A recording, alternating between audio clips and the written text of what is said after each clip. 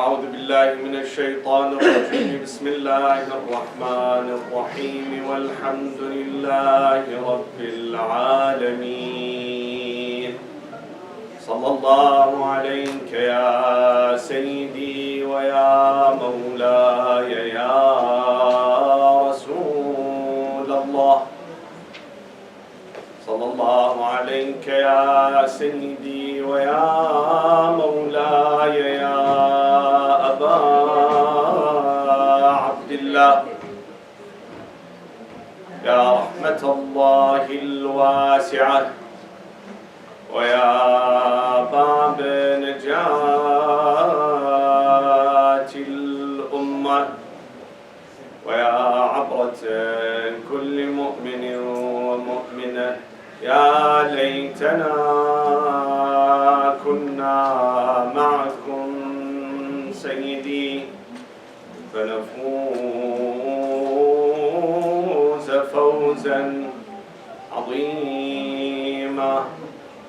قال تعالى في كتابه الكريم بسم الله الرحمن الرحيم وما محمد إلا رسول قد خلت من قبله الرسل أفإن مات أو قتل انقلبتم على أعقابكم ومن ينقلب على عقبيه فلن يضر الله شيئا وسيجزي الله الشاكرين. صدق الله العلي العظيم. صلوا على محمد وآل محمد. اللهم صل على محمد وآل محمد. We are commemorating an event that literally took place 1,380 years ago. But it is considered to be one of the most profound events that cannot be rivaled by any other event with its impact for the Islamic nation except the prophethood of Rasulullah sallallahu alayhi wa sallam. Befitting to say that the revolution of Ashura on the 10th of Moharram of 61 of Al-Hijrah was a turning point in the Islamic history. And nothing can rival that event, and we are still feeling the radiation emanating from that event, as if this incident and this tragedy took place yesterday, with the same spirit, with the same enthusiasm, and of course controversies. The question, what was in the mind of Abi Abdullah al-Hussain when he rose against the dominant government? What he had in mind when he decided to have his revolution and have his upheaval? Did he calculate his program very well? Did he knew the result? What was in his mind and objective? Of course, there are two schools of thoughts. One would say that Hussain ibn Ali had only one thing in his mind, and that is the Khilafah. Albeit he deserved to be the Khalifa because he's the grandson of the Prophet, peace be upon him, yet that was his motive, to bring him all the way from Hijaz to Iraq, because there are followers waiting for him there, and he had believed that he will reach the Khilafah. He was longing for the glorified past of his ancestors and fathers, and he thought that he is the rightful Khalifa. Therefore, he had his uprising. However, unfortunately, he underestimated the army of Bani Umayyah. and the resolve of Yazid. Therefore, he didn't have to calculate, he had not calculated the event accurately, and things turned to be ugly and ended up in the tragic way. In fact, according to this school of thought, that Hussain ibn Ali has made a mistake by going against the Khalifa. Why? Because there are so many warnings from the Prophet, peace be upon him, asking people and asking the revolutionaries not to stand up against a tyranny, even if that against a Muslim Khalifa, even that Muslim is a tyrant. And here are certain ahadith. They narrate from the Prophet that he said, مَنْ رَأَى مِنْ أَمِيرِهِ شَيْئًا يَكْرَهُهُ. If you see something from your prince or your ruler, something that you are not happy with, something bad, فَلْيَصْبِرْ عَلَيْهِ. Be patient, forbearance. فَأَنَّ مَنْ فَارَقَ الْجَمَاعَةَ شِبْرًا فَمَاتَ. Anyone who leaves the mainstream people, فَمَاتَ, and he dies, مَاتَ مِيتَةً جَاهِلِيًّا. He dies just like any other jahil. This is in the narrations. Therefore, those people who have fought Hussein, went to battle him and fight him, they had no choice.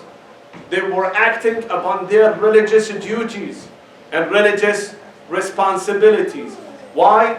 Because there are narrations from the Prophet who say that whoever wants to be divisive in the community, stop him and bring him to justice and suffocate him, no matter who that person is. The Prophet says, according to them, of course, سيكون هنات وهنات فمن أراد أن يفرق أمر هذه الأمة. There will be some revolts, revolt here, revolt here.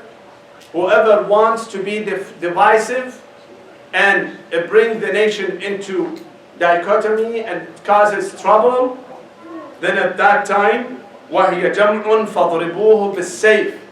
Use your sword, كَائِنًا مَنْ كَانَ, whoever that person happened to be, even if he's the grandson of the Prophet. Therefore, according to the previous mufti of the Kingdom of Saudi Arabia, who clearly said that Imam Hussein was mistaken when he revolted against the Khalifa Yazid ibn Muawiyah. According to a major scholar in the Sunni school of thought, Al-Qadi ibn Arabi al-Maliki, who said that Hussein was killed with the Sharia of his grandfather.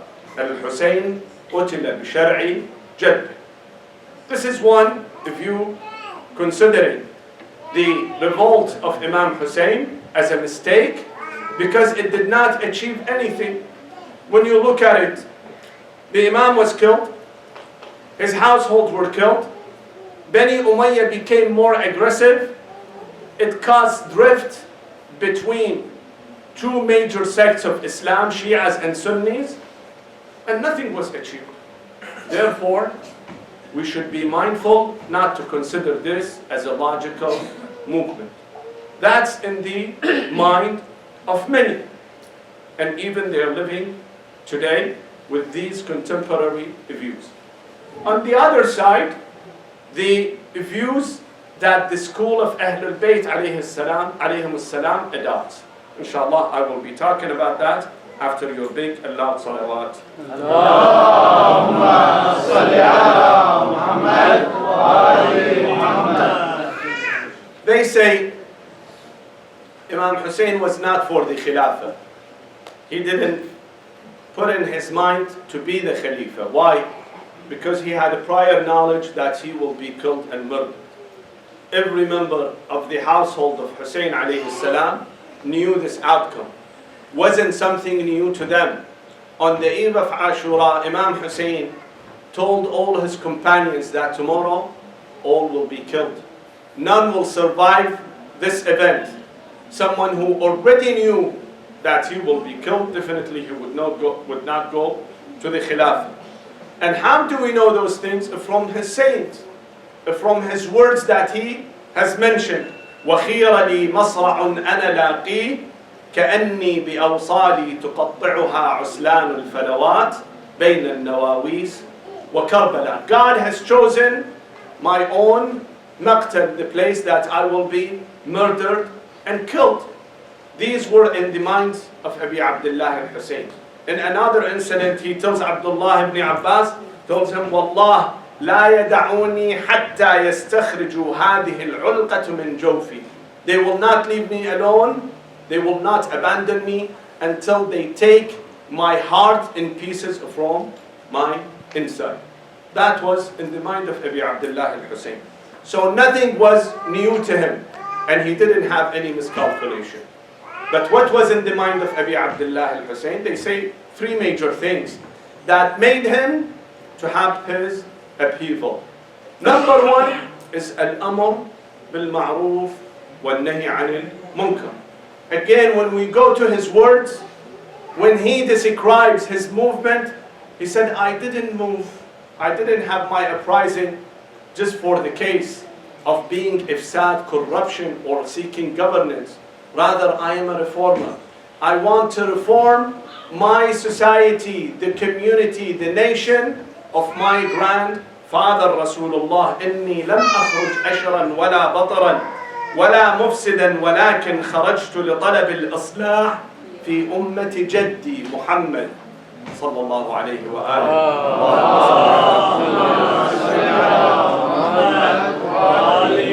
أريد أن آمر بالمعروف وأنهى عن المنكر وأسير بسيرة جدي. That was from the advent of his movement. Why he wanted to do Islah? Because of the corruptions. When you look at the Arabian Peninsula, we've talked about that in the previous night. Again, we will remind the audience. Before Islam, Arabian Peninsula used to live in darkness, complete darkness. A bunch of nomads that were governed by savagery, by belligerence. They have always been antagonists to each other. A tribe fighting other tribes. City fighting town, fighting other towns.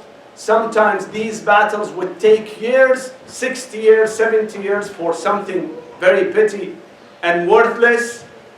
And they were living in Jahiliyyah, complete ignorance. The Prophet, peace be upon him, came to them. Changed them, changed their attitude, changed their belief, changed their lifestyle. He made them God-worshipping people. He brought equality, justice, fairness among them. You see, it is very difficult to bring two enemies of each other, sworn enemies, who have animosity, who have blood between the two. You bring them all and make them stand up in salat and they pray together. This is impossible. Amir al-Mu'mineen alayhi salam says, إِزَالَةُ الْجِبَالِ الرَّوَاسِي. You can remove an entire mountain of its space. أَيْسَرُ مِنْ تَأْلِيفِ الْقُلُوبِ الْمُتَنَاثِرَةِ. It is much easier. You remove a complete mountain, destroy a complete mountain. It is much easier than bringing two, antagonistic hearts together. But the Prophet, peace be upon him, did the impossible. He brought them all together. The Almighty Allah subhanahu wa ta'ala says, وَأَلَّفَ بَيْنَ قُلُوبِهِمْ لو أنفقت ما في الأرض جميعا ما ألفت بين قلوبهم ولكن الله ألف بينهم. Allah subhanahu wa ta'ala, with His mercy and the efforts of the Prophet, those people got together. Then he fought injustice. He fought any exploitation of a humanity. He fought usury. He fought slavery. He fought burying the women, their daughters, alive in their graves. It brought them all to be united under one banner of the Tawheed, of the Risalah. Those people who were antagonists made a brotherhood between them. In Mecca, first time, and second in Medina, between Muhajirin and Ansar. He made equality and brotherhood among them. all of those Muslims, whether he's a master or a servant, all would stand still in the prayers in front of Allah subhanahu wa ta'ala. All look equal. There is no difference between them. He brought servants or slaves from Africa, one from Europe, the other one from Persia, Bilal al-Habashi, Suhaib al-Rumi, Salman al-Muhammadi, Salman al-Farisi, and others, and Abu Dhar from Yemen, all together to be praying in front of Allah subhanahu wa ta'ala. He has unified them all. On the day that he liberated Mecca, of course that was against the will of Quraysh and Mushrikeen. They were not so happy with that. But the Prophet, peace be upon him, introduced that, forced them to accept this fact. On the day of liberation of Mecca, he asked his mu'adhin Bilal al-Habashi to go on top of Kaaba and call for the adhan. When he calls for the adhan, three of the mushrikeen were listening. They were down, listening. One of them, his name is Al-Harith ibn Hisham. He said, أَمَا وَجَدَ مُحَمَّدْ غَيْرَ هَذَا الْغُرَابِ الْأَسْوَدْ مُؤَذِّنًا. Muhammad couldn't find someone better than this dark crow to go on top of Kaaba and say the adhan. What kind of preposterous thing is this? The other one said, Alhamdulillah, or lucky my father that died and didn't see this event today. Abu Sufyan was the third one. He said, I better be quiet because the minute I speak, those rocks and sand will go and tell Muhammad what I have said. Because he had a bad experience with the Prophet. Anytime he had a thought against the Prophet, to conspire against the Prophet next day, Jibreel would come and tell him that Abu Sufyan has done such and such. So he said, I better be quiet. I should not say anything. This is how, they had to deal with the facts of the Prophet, what he has brought to the nation. But right after the demise of the Prophet and his departure, things went back again to the old style. Now, we should separate between rituals like salat and fasting and hajj, and between the attitudes. It is the attitude that matters, not the rituals.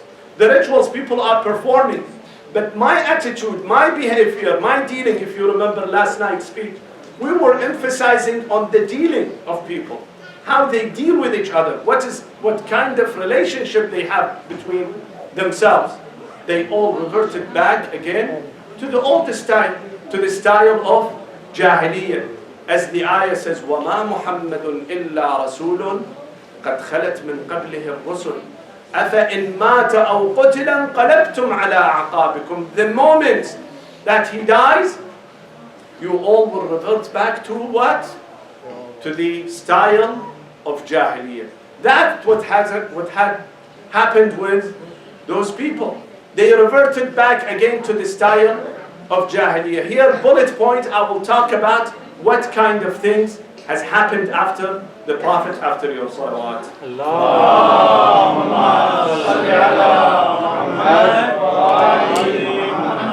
The first thing was the authoritarian rule, the dictatorship.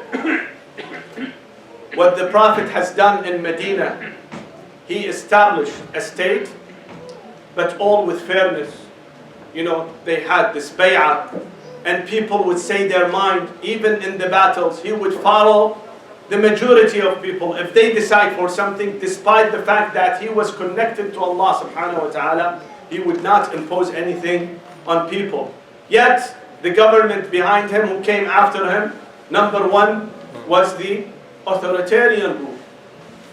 One day, one nomad and a tribal leader under the name of Malik ibn Nuwayra, he comes to the Prophet. He tells him, Ya Rasulullah, I became Muslim, but I am a nomad. I don't know much about knowledge and Quran.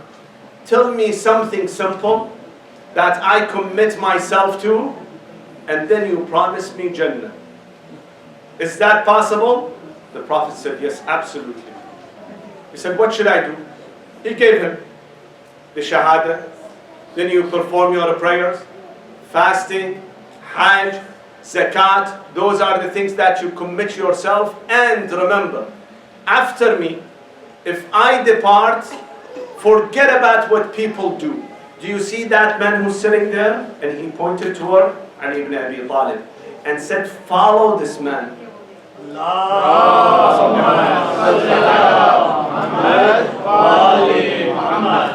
Malik said, is that all? The Prophet said, yes.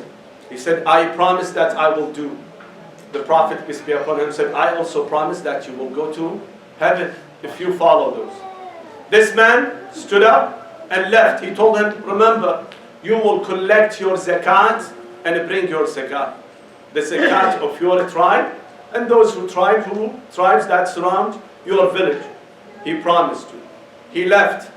As he was leaving, the Prophet looked at his companions and said, من أراد أن ينظر إلى رجل من أهل الجنة فلينظر إلى هذا المذبر. Whoever wants to see a man of heaven, look at this guy who's leaving. That was the testament, the statement by the Prophet, peace be upon him, for this man. After the departure of the Prophet, this man collected the zakat and came to the masjid. But when he entered masjid, he didn't see Ali ibn Abi Talib on the pulpit. He saw someone else. He said, what's going on? Didn't the Prophet appoint Ali ibn Abi Talib? Didn't he see he's the one you're following? They told him, look, you're a nomad. You don't understand those things. You were absent. You should have been in the city to understand. He said, بَلْ سَوَّلَتْ لَكُمْ أَنفُسُكُمْ أَمْرًا. No, this was a conspiracy, and he leaves. He takes the zakat with him and leaves. The government realizes this is the first descent. If they keep him free, next day, another one will revolt, and a third one will revolt. That should not be the case. They dispatched Khalid ibn al-Walid to him. Khalid, when he went to his tribes, told him, I am coming from the Khalifa. He said, are you coming to fight me? He said, no. He promised him. He even swore by Allah that he would not hurt him. The man put down his weapons along with his tribe members. There were about 20, 30 of them. They put down their swords. The prayer was called. They started to do the prayers. All of a sudden, Khalid and his soldiers surrounded them and attacked them. He killed him and the rest of his family members and tribe members, and he raped his wife on that night. When he came back to Medina, Umar told the Khalifa, told him, what kind of filthy man is this man? And you put him as the leader of the soldiers. Ya adu wallah, he told Khalid, Ya adu wallah, you killed the man who said, Ashhadu an la ilaha illallah, and then you rape his wife? What kind of deen is this? What kind of religion is this? The answer was that I will not bring back the sword that Allah subhanahu wa ta'ala has ordered it to be on the necks of the kafirin. In the Arabic term, as I find it, it says that لا أشيم سيفا سده الله على الكافرين. That was the first incident in the Islamic history. When you look at how the government used to do their business, to conduct this business, they knew that not everyone was happy. Not all members of the community were happy, especially the tribes. But they used this policy, conquer, divide, and conquer. They would put two tribes against each other in order to benefit from them. In Medina, there were two tribes, Aus and Khazraj. They would go tell something to Aus and another thing to Khazraj in order for them to benefit. So they brought again the racial differences, the tribal animosity back again, lively as it used to be before Islam. These kind of things that they have been doing. The other thing, discrimination in giveaways, in allowances. Every member of society, and this is in any fair society, take any just and fair society, they tell you any citizen has the right to exploit the resources and the opportunities in that country or in that nation. This is the criteria of any just society. And this is what the Prophet, peace be upon him, used to do. He would give allowances to all people equally. And this is what, is happening in the advanced countries and nations. They tell you we are equal opportunity employer, for example. What does that mean? Regardless of your ethnicity, your background, your religious belief, we provide this opportunity because you are a citizen of this country. This is considered to be equal and fair. But right after the Prophet, especially in the time of the second Khalifa, you could see the inequality started to appear. The allowances were given the highest amount to those Muhajirin al-Awwaleen. Those first couple hundred who were in Mecca, part of Quraysh, and migrated to Medina. Those people used to get the highest amount. Second, all the Muhajirin who came from Mecca. Third, people of Quraysh, whether they made a hijrah or not made a hijrah, they used to get their allowances higher than others. Then it came Ansar, and in Ansar they had multiple systems. Aus used to get higher than Khazraj. Then afterward, all other people, all Arab people, and third and lastly, the non-Arabs were getting, if there is anything was left, they would give them that allowances. This has laid the foundation for the caste system. You know what the caste system is? It's based classification based on who you are, not what you do. Not based on merit, what is your achievement, what you have chosen. Because you belong to this origin, because you belong to Mecca, and you are part of Quraysh, therefore you have a preferred status. We give you higher and higher. And this has caused a big animosity and fallout of the problems between Arabs and non-Arabs that are used to be called Mawali. That was during the second Khalifa.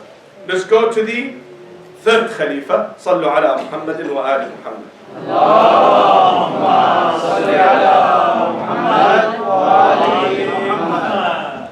During the Shura that the second Khalifa made to decide who would be the governor or who would be the Khalifa, there were 6 chosen by the Khalifa.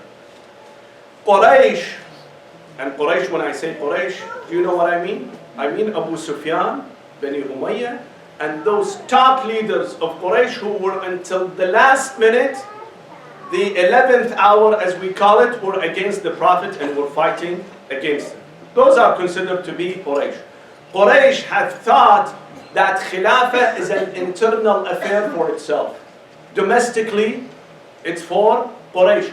No other entity has the ability and has the right to challenge them, to come and tell them where the Khilafah is going. They thought this institution solely should be in Quraysh. No other Muslim can come and claim where is the Khilafah. As it used to be, when they held the Shura. One of them is Al-Miqdad and Ammar ibn Yasir. They stood and said, أيها الملأ أيها الناس, O people, إن أردتم أن لا يختلف المسلمون, if you don't want to have a separation between Muslims, make Ali ibn Abi Talib your leader. One of those people in Quraysh, he looked at Miqdad and told him, متى كان مثلك يتجرأ على الدخول في أمر قريش?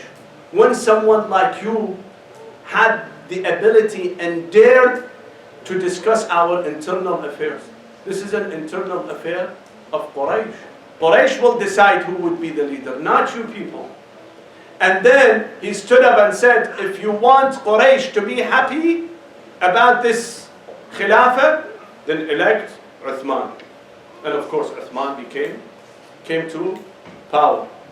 Uthman, in his allowances, in his giveaways and distributions, did something unprecedented. No other Khalifa has even dared to think about it. Number one, all his family members. And remember that Uthman, from a maternal side, came from Bani Umayyah. All family members, all tribal members in that tribe, they used to get big allowances. In addition to great Sahaba, some famous Sahaba also would get a great, allowances. In the first night we brought a few examples. This Sahabi, how much it used to get, the other one, how much used to get. There is no need to repeat that. But what he did, the Islamic empire, from a financial point of view aspect, had 4 major states that were in abundance in wealth. Just like what? California today, you say, or Florida. Florida is considered to be one of the good states in business, right? So, according to narrators, they say that there are 4 states in the Islamic empire that the entire taxes used to come from those states. Those were Kufa, Basra, Sham, and Egypt. Those 4 states. In each one of those, he appointed one of his own relatives. In Basra, he appointed his cousin, which was only 25 years old, Abdullah ibn Amr. In Kufa, he appointed his brother, half a brother from his mother, Al-Walid ibn Uqba, as the governor of Kufa. In Sham, his cousin Muawiyah. In Egypt, again, he had a foster brother that was with him, Abdullah ibn Abi Sarh. In all those 4 major states, he appointed those people. And then they would plunder all the money that they would get and distribute it against, with them. When you check and see the status of those governors, you do not see any legacy that they have, any merit that they have. They never participated in any battle with the Prophet. In fact, some of them were even fighting the Prophet. They didn't become Muslim until the 8th of Hijrah, on the day that the Prophet, peace be upon him, liberated Mecca, Yawm al-Fath. And they are called Muslimat al-Fath, meaning that on that day they become Muslim, like Muawiyah and others. So not only they didn't have any legacy, in fact, some of them even had a questionable character.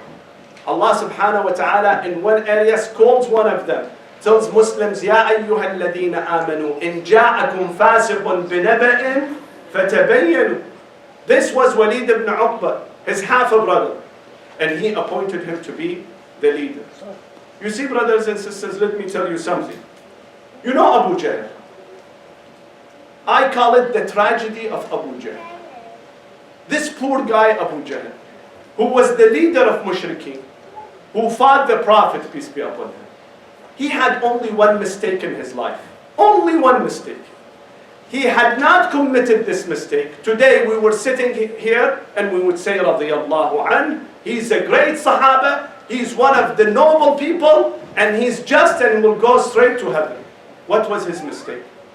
He battled the Prophet on the battle of Badr and was killed. His terrible luck brought him in front of one of the Sahaba that murdered him, killed him in the battle of Badr. Had he survived the battle, similar to Abu Sufyan and others, today he would have been considered one of the great Sahaba. But the problem, he was cuckoo. He didn't think well. He shouldn't have gotten to the battle. Was little bit, agitated, and he lost his life. Otherwise, you do not see any difference between Abu Jahl and those type of people who governed after, the demise of Rasulullah sallallahu alaihi wasallam. Do you want to see? Sallu ala Muhammadin wa ala.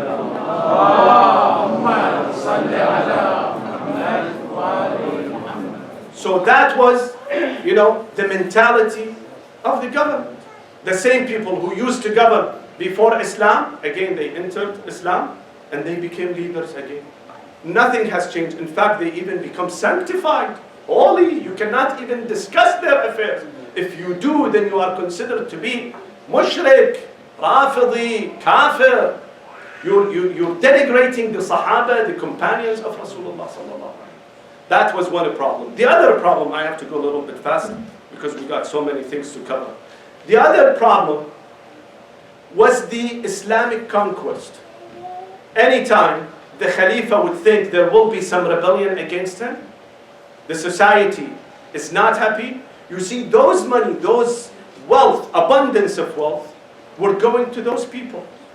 But the veterans themselves, nothing. The ordinary people, nothing. They would not receive anything. Only those top leaders. Only those who are considered to be the aristocrat. Those are the ones who used to get the wealth. Where this wealth was coming? From where? From the Islamic conquest. When they have, this Islamic advancement. They would attack Tabaristan, they go to Constantinople, they go to, where in Spain is called Andalusia. All parts of the world under the name of Ashhadu an la ilaha illallah. We're advancing the name of Allah. We're making people to come under, the banner of Islam under that name. But when you look carefully, you see that was only to serve the purpose of the ruling party of the Khalifa. Because first of all, he would make those veterans, those young, restive people, busy with the battle. Second, those would bring booties, maids, beautiful maids, servants to the community. Skilled labor, very cheap skilled labor would help who? Those great Sahaba. The Prophet used to fight usury during the time of Jahiliyyah in Mecca to tell them do not exploit people. Usury would make two separate entities. One high class, rich people, and the other one, poor people. Those great Sahaba made a bypass, not using usuries, rather took those wealth of those, liberated lands and used them for their advance, for their own, interest. The money that they collected, the wealth that they collected, mushrikeen of Quraysh never even dreamed about of the amount that they have received. How would they go do it? You remember ISIS? When they go to, to the Yazidis and take their women and rape their women and take them as slaves? I tell you this, army of Bani Umayyah, in the third year of Yazid Khilafah, they attacked Medina for a few days. In those few days when they, conquered Medina, 1,000 of the Sahaba of Rasulullah sallallahu alayhi wa were killed. 700 of the Sahaba, 300 of them were Qurra al-Quran. They used to memorize the entire Quran. They were killed where? In the masjid of Rasulullah sallallahu alayhi wa. They say that year 1,000 newborn was happening in Medina, that they didn't have fathers. They didn't know whose fathers are. This is where, in the city of Rasulullah sallallahu alayhi wa. Imagine this army of Bani Umayyah would go to Constantinople, go to Tabaristan. What they would do to them? They will go and knock on their doors and tell them, Fi sabilillah, we are mujahid, please give us your daughters and your women. Is that the way that they used to do? You see, in our eyes, when we look at Holako and Timur Lenk, to us, those are vicious people. Why? Because they came and conquered Baghdad and, the Arabian Peninsula, not Arabian Peninsula, I mean Iraq and Iran, and killed so many people, destroyed so many people. But in the eyes, for example, go to Uzbekistan, you see there is a big monument for Timur Lenk, isn't it? Why? Because it brought them booties, flourished them. But in our eyes, they were terrible people.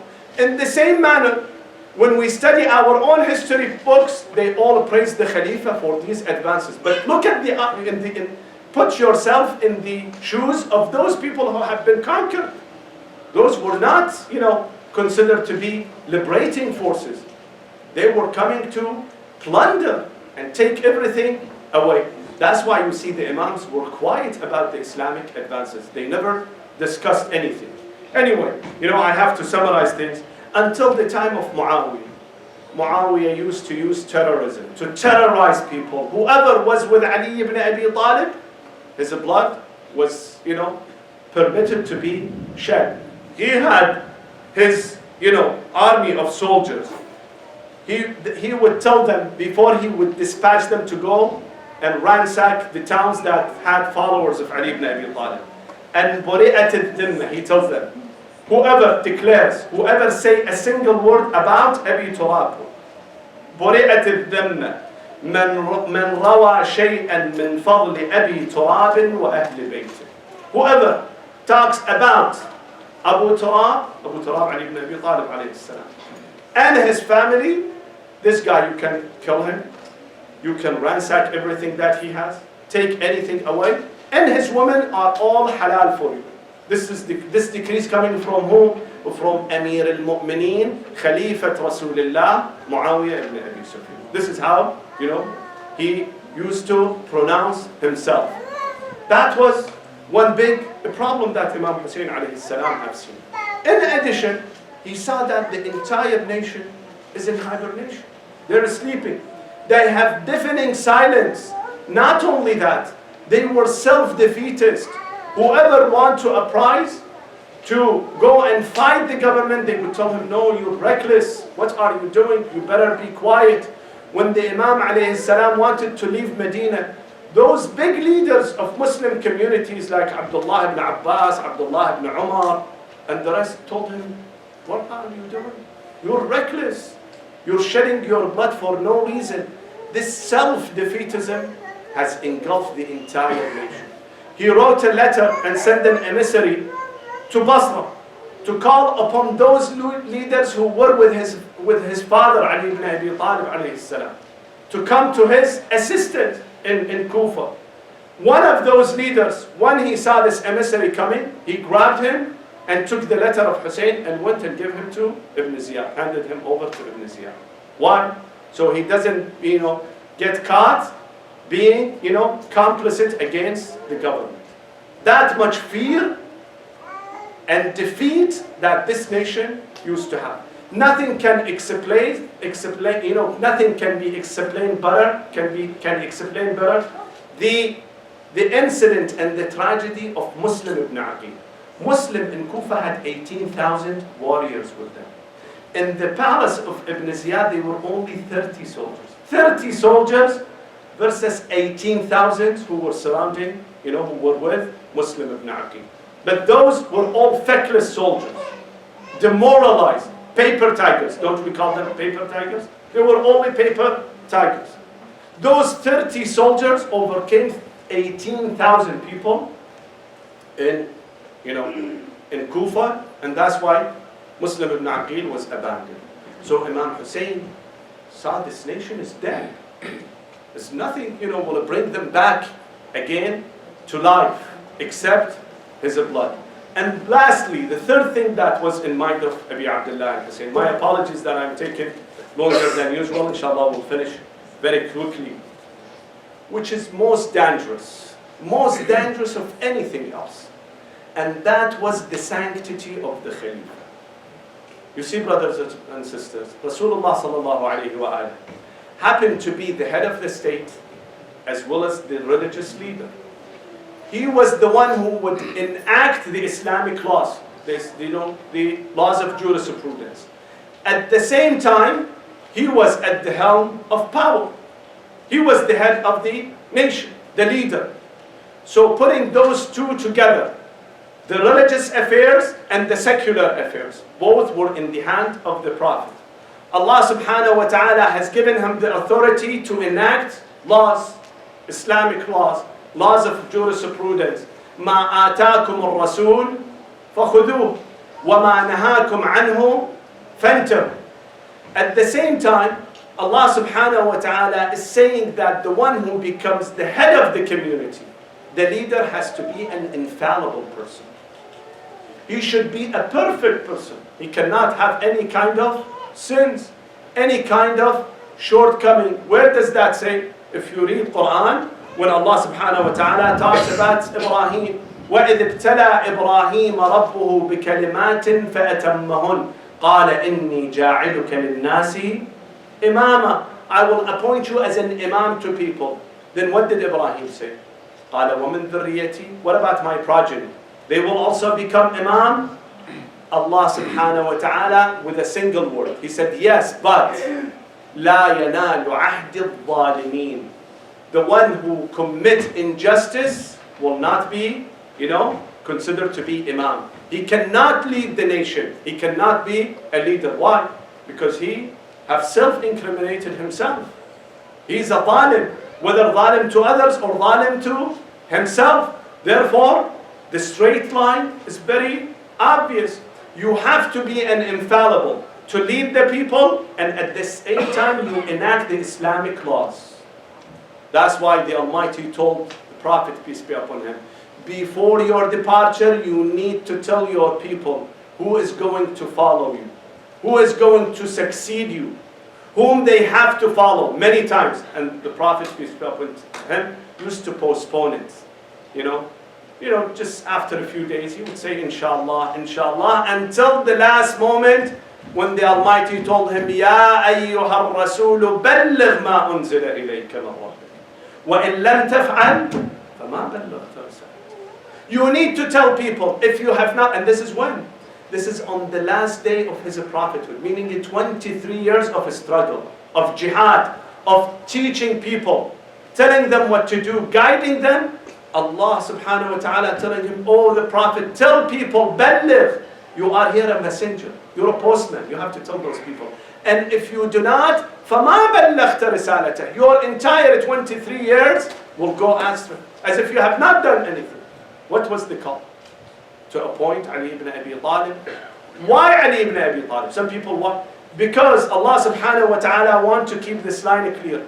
Infallibility as a head of a state, and infallibility when it comes to enact the Islamic laws. The Prophet departed, left. Who came? The one that came after the Prophet was an infallible, was knowledgeable. He was not an infallible. He was not knowledgeable. However, he inherited his sanctity, his holiness. The privilege that the Prophet used to have to enact laws, to mandate laws, this Khalifa got it. He became the one who will enact laws.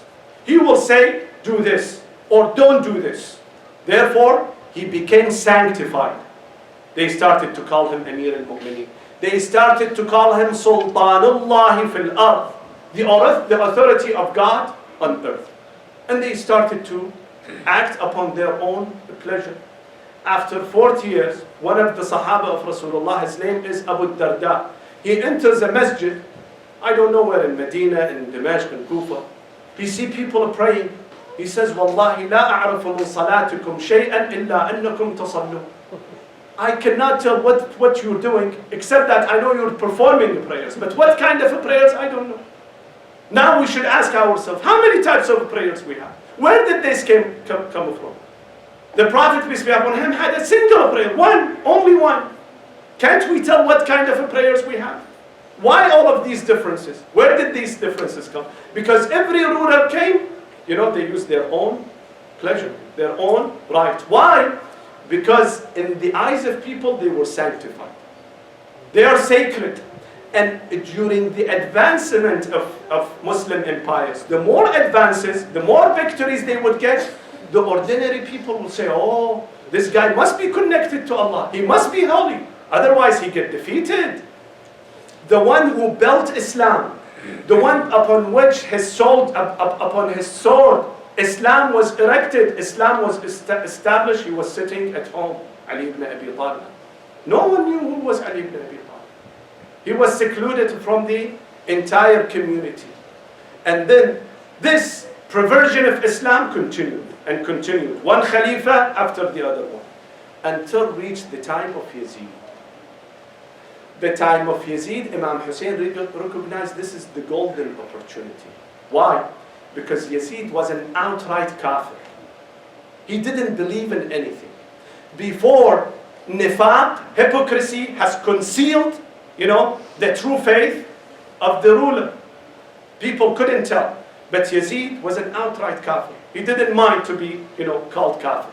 He was not a munafiq. A serious kafir, didn't believe in Allah. If you read his poetry, his statement, he says, لعبت هاشم بالملك فلا خبر جاء ولا وحي نزل. In another poetry, he says, دع المساجد للعباد تسكنها وقف على دكة الخمار وَاسْقِينَا. Leave the masjid for those people to pray. Go to the wine house and get us some drink. مَا قَالَ رَبُّكَ وَيْلٌ لِلْأُولَى شَرِبُوا. Allah subhanahu wa ta'ala didn't say wail to those people who drink alcohol, to drink wine. بَلْ قَالَ رَبُّكَ وَيْلٌ لِلْمُصَلِّينَ. مُصَلِّين وَيْلٌ لِلْمُصَلِّين. Those who perform the prayers. So bring some drinks, let's drink it. That was the mentality of Yazid. So Imam Hussain saw the opportunity. He knew the minute that he will revolt, Yazid will kill him. Once he killed him, this nation that was hibernating, at that time they will realize that a just ruler, a sanctified ruler cannot kill the son of Rasulullah. It's impossible. Impossible to kill someone in the caliber of Hussain. Then they will realize that this man doesn't have the authority of Allah subhanahu wa ta'ala. Therefore, they cannot take their religion from him. And that's what has happened, brothers and sisters. You see, after the event of Ashura, it used to be one religion, one faith, headed by the governor, by the Khalifa. He was the one who would declare what kind of religion it was. But after Ashura, after the event of Ashura, you see the school of thoughts, the four school of thoughts, in addition to school of Ahlul Bayt alayhim as-salam, Hanbalis, Shafi'is, Hanafis, Malikis. When did they originate? They originated after the Battle of Karbala. Because people realized now, no, the Khalifa cannot be the head of the religion. It must be someone else. And this is how Imam Hussain alayhi salam saved the religion from those healthy people.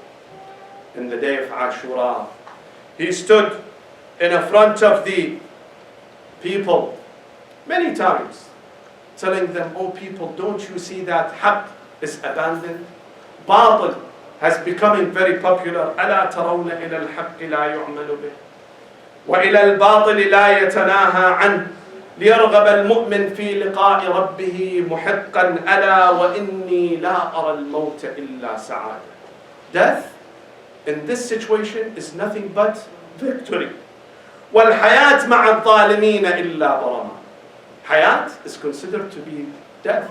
You see, brothers and sisters, yes, it's a mournful event with a grief. But today, Hussein, tonight, and a day like tomorrow, Imam Hussain alayhi salam's birth was on that day. He became immortalized on that day. When he didn't, accept the bay'ah of Yazid, rejected him. In one word he said, أَلَا وَإِنَّ الدَّعِيَّ ابْنَ الدَّعِيِّ قَدْ رَكَزَ بَيْنَ اثْنَتَيْنِ. He put me between two decisions. One, بَيْنَ السِّلَّةِ وَالذِّلَّةِ. Either I fight or I accept humility. وَهَيْهَاتْ مِنَّ الذِّلَّةِ. Dhillah will not come from Hussein. يَقْبَ اللَّهُ لَنَا ذَلِكَ وَرَسُولُهُ وَالْمُؤْمِنُونَ وحجور طابت وطهرت وأنوف حمية ونفوس أبية أن نكثر طاعة اللئام على مصارع الكرام. He and his soldiers, his companions, who came from all walks of life. You will see those who were, for example, with Bani Umayyah, they joined him. Some Christians joined him, some slaves joined him, all joined him on the day of Ashura. All elements of the society were with him. He was the one who spearheaded this movement. But by noon of day of Ashura, none of those companions were alive with him. He started to declare, Ya Muslim ibn Aqeel, wa ya Hani ibn Urwa, wa ya Habib ibn Mudahir, wa ya Muslim ibn Awsaja, ya Abtal al-Safa, wa Fursan al-Hayja. He's calling upon them, but all were quiet. All were gone. All were being mercilessly killed and massacred. He would declare, names one after one. مَالِي أُنَادِيكُمْ فَلَا تُجِيبُونَ وَأَدْعُوكُمْ فَلَا تَسْمَعُونَ. I am calling upon you. No one is answering me. The daughters of Rasulullah are waiting for you to hear your voices. The enemy has surrounded us. Staying there declaring, ألا هل من ناصر ينصرنا ألا هل من معين يعيننا. No one to answer. He was left only him by himself. He goes to the tent to say goodbye to the family. They brought him the 6-month-old baby, Ali al-Asghar, or Abdullah al-Rabi'. Told him, Rabab gave it to his aunt Zainab, told her, Sayyidati, I no longer can hold this baby. This baby is going to die.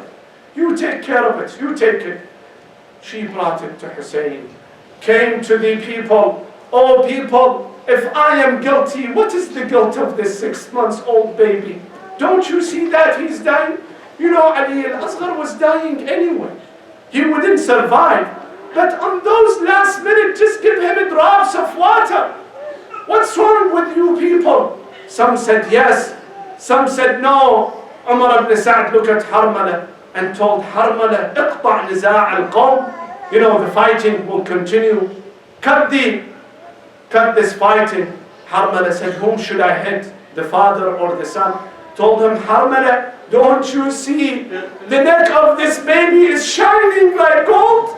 Harmala said, I put the arrow, and through the arrow it pierced through the neck of Ali al-Asghar. He took his hand from the swaddle and hugged his father. His father brought this little baby, massacred to Sukaina. Sukaina has thought that they have given water to her baby brother. Told her father, has there any water left that I would drink? He said, Haki akhaki madbuha. Your little baby brother is slaughtered, is gone. They took him. It is narrated that the Imam alayhi salam put him along with all those massacred in the battle of Karbala. Then he comes to say farewell to the family. Ya Zainab wa ya Kulthum wa ya Atika wa ya Sukaina wa ya Rabab al-wada' al-wada'. فهذا آخر الاجتماع وقرب منكم الافتجاع. Get ready, O Zainab, O the daughters of Rasulullah, be prepared for the enemy. He comes in the tent to say goodbye. He checked after Sukaina, his beloved daughter. Beloved daughter is not there. He checks, he finds out that she's sitting in the corner of the tent. He goes, hugs her. Sukaina, my dear, why are you sitting here? She told him, Dad, have you surrendered to death? He said, yes. وكيف لا أمن للموت من لا ناصر له ولا معين.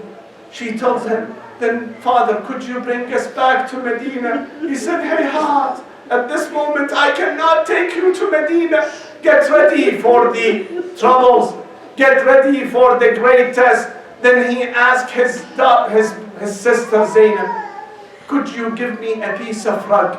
Could you give me something, some dress that is old and worn out? Zainab told him, what do you need for that? What do you need that for? He said, they will plunder all my clothes. I want to keep that piece of rug on my body because they will take everything. She gave him. He shrugged it and put it underneath his armor as he was about to leave. And each of those women and children were saying goodbye, farewell. Some of those little babies, they were not tall enough. They would hug the neck of the horse of Abi Abdullah al-Hussain, crying and wailing, until Imam Hussain leaves them. As he goes to the battle, Zainab calls upon him, Habibi Hussain, Nur Aini Hussain, Yibna Ummi Hussain, my Hussain, come back. There is something I have to tell you.